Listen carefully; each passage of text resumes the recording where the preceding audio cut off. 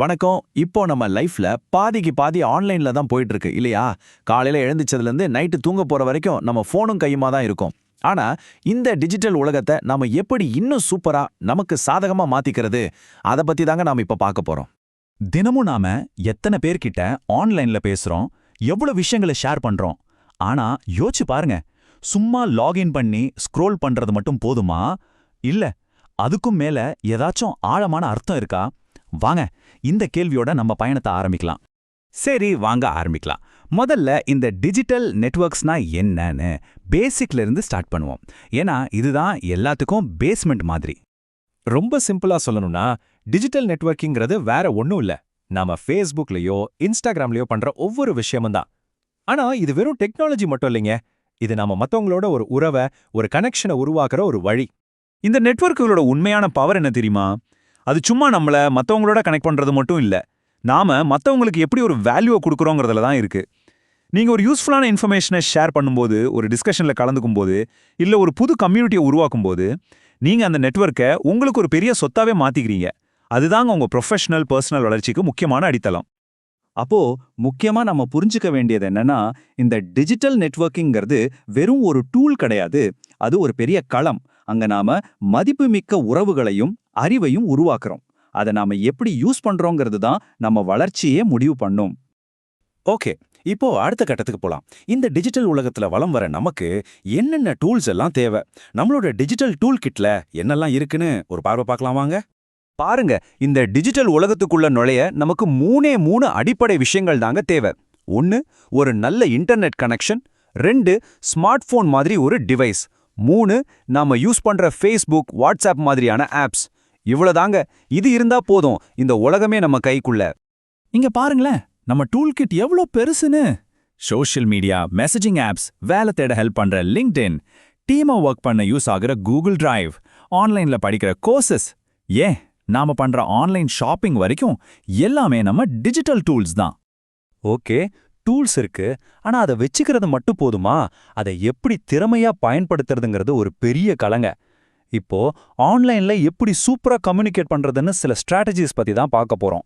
இந்த கோட் ஒரு முக்கியமான உண்மையை சொல்லுது. என்னன்னா, எல்லா சோஷியல் மீடியா பிளாட்ஃபார்மும் ஒண்ணு கிடையாது. ஒவ்வொன்றுக்கும் ஒரு தனி கல்ச்சர், ஒரு தனி ஸ்டைல் இருக்கு. சிம்பிளா சொல்லணும்னா, லிங்க்டின்ல பேசுற மாதிரி இன்ஸ்டாகிராம்ல பேச முடியாது இல்லையா?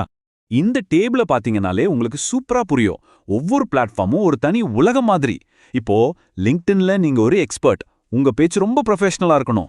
ஆனா ட்விட்டர்ல அங்க நீங்க ஒரு ரிப்போர்ட்டர் மாதிரி ஷார்ட்டா, வேகமா, ட்ரெண்டிங்கா பேசணும். இன்ஸ்டாகிராம் உங்களை ஒரு கதை சொல்லியா மாத்துது. ரெட்டிட் உங்களை ஒரு குறிப்பிட்ட டாபிக்ல ஆழமா விவாதம் பண்றவரா மாத்துது. சோ நீங்க பிளாட்ஃபார்மை மட்டும் செலக்ட் பண்ணாதீங்க, உங்களுக்கான சரியான ரோலையும் செலக்ட் பண்ணுங்க. அதுதான் ரொம்ப முக்கியம். ஆனா சில ரூல்ஸ் எல்லா பிளாட்ஃபார்முக்கும் பொதுவானது. இதை நம்ம கோல்டன் ரூல்ஸ்னு கூட சொல்லலாம். இதுதான் ஆன்லைன்ல ஒரு நம்பிக்கையை உருவாக்குறதுக்கான அடிப்படை. எப்பவும் நீங்களா உண்மையா இருங்க. மத்தவங்களுக்கு யூஸ்ஃபுல்லா இருக்கிற விஷயங்களை ஷேர் பண்ணுங்க. தொடர்ந்து ஆக்டிவா இருங்க. ரொம்ப ரொம்ப முக்கியமா, ஒவ்வொரு பிளாட்ஃபார்மோட ரூல்ஸையும் மதிச்சு நடங்க. சரி, இதுவரைக்கும் எல்லாம் ஓகே. இப்போ கொஞ்சம் ஜூம் அவுட் பண்ணி இந்த டிஜிட்டல் உலகத்தோட பெரிய பிக்சரை பார்க்கலாம். அதாவது இதுல நமக்கு கிடைக்கிற நன்மைகள் என்ன, அதே சமயம் நாம கவனமா இருக்க வேண்டிய ரிஸ்க்ஸ் என்னன்னு பார்த்துடலாம்.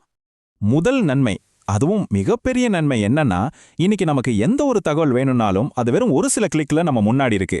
இது கத்துக்கிறதுக்கு ஒரு முடிவே இல்லாத வாய்ப்புகளை நமக்கு திறந்து விடுது. ஆனா அதே சமயம் இதுல ஒரு ரிஸ்க்கும் இருக்கு. இந்த தகவல் வெள்ளத்துல எது உண்மை எது பொய்ன்னு பிரிச்சு பார்க்கறது ஒரு பெரிய சேலஞ்சு. ஃபேக் நியூஸ்ல இருந்து நம்மள நாமளே பாதுகாத்துக்கிறது ரொம்ப ரொம்ப அவசியம். அடுத்ததா இன்னொரு பெரிய நன்மை, இந்த டிஜிட்டல் நெட்வொர்க்ஸ் மூலமா நாம நாட்டு எல்லைகளையெல்லாம் தாண்டி குளோபல் கம்யூனிட்டிஸை உருவாக்க முடியுது. பல பெரிய சமூக மாற்றத்துக்கான இயக்கங்கள் இங்கிருந்து தான் ஆரம்பிச்சிருக்கு. ஆனா இதுக்கு இன்னொரு பக்கம், நம்ம ஆன்லைன்ல செய்யற ஒவ்வொரு விஷயமும் ஒரு டிஜிட்டல் ஃபுட்பிரிண்ட, அதாவது ஒரு தடத்தை விட்டுட்டு போகுது. நம்மளோட பிரைவசியையும் பர்சனல் டேட்டாவையும் பாதுகாக்கிறது இன்னைக்கு நம்ம ஃபேஸ் பண்ற மிகப்பெரிய சவால்கள்ல ஒண்ணு. அப்போ மொத்தத்துல நாம என்ன புரிஞ்சுக்கணும்னா, இந்த டிஜிட்டல் உலகத்துல ஆக்டிவா இருக்கிறதுங்கிறது இப்போ ஒரு எக்ஸ்ட்ரா ஸ்கில் கிடையாது, அது ஒரு அத்தியாவசிய தேவை. சொல்லப்போனா இது இந்த நூற்றாண்டுக்கான புதிய எழுத்தறிவு மாதிரி. இதை சரியா புரிஞ்சுக்கிட்டு ஒரு நல்ல ஸ்ட்ராட்டஜியோட உண்மையா செயல்படுறவங்க மட்டும்தான் இந்த டிஜிட்டல் உலகத்துல ஜெயிக்க முடியும். பாருங்க, இந்த டிஜிட்டல் உலகம் முழுக்க முழுக்க வாய்ப்புகளால நிறைஞ்சிருக்கு. இப்போ கேள்வி இதுதான், இந்த முடிவில்லாத நெட்வொர்க்ஸ் உலகத்துல உங்களுக்கான நெட்வொர்க்க, உங்களுக்கான இடத்தை நீங்க எப்படி உருவாக்க போறீங்க? இந்த கேள்வியோட உங்களை விட்டுச் செல்கிறேன். யோசிச்சு பாருங்க.